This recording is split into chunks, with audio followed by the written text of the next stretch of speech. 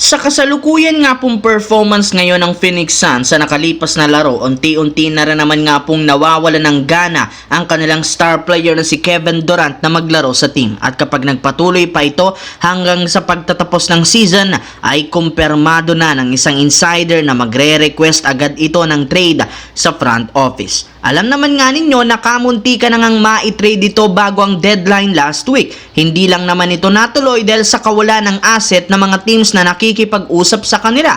Pero maaari pa rin naman nga pong magpatuloy sa darating na off-season dahil mas madami na nga pong mga teams ang inaasahang makikipag-agawan kay Kevin Durant. Kabilang dyan ang Memphis Grizzlies, Miami Heat at ang Minnesota Timberwolves. Mismong si Durant na rin naman ang nagsabi na kung sakali mang umalis siya sa Phoenix Suns, mas gugustuhin nga po niyang maglaro sa isang legit na contender. Sa madaling salita, gusto na naman nga nitong sumama sa mga superstar na bumuong muli ng bagong sariling super team since malinaw na palpak ang nagawa niya sa Phoenix Suns. Samantala, marami nga po mga idol na mga fans, analyst at dating NBA player nang nagsabi na ang pinakakahinaan ngayon ng Lakers ay ang front court na sinamantala ng Utah Jazz at posibleng maulit ito sa mga susunod na regular season games. Hindi rin naman sapat ang mga kasalukuyang backup center na sina Alex Len na sobrang lamya ng galaw. In other words, mukhang kailangan pa rin ng Lakers na gawing priority ng isa pang bagong sentro sa buyout market. Pero ayon sa isang insider, kahit anumang pilit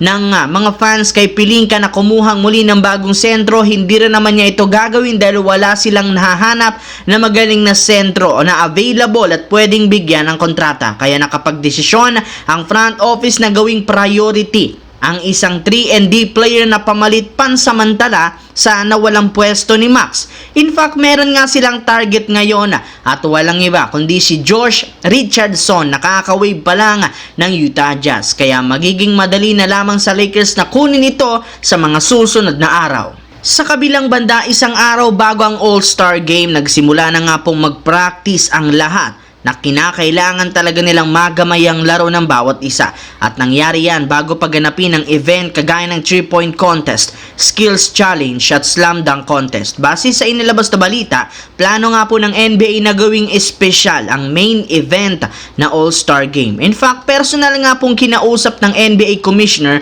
na si Adam Silver ang lahat.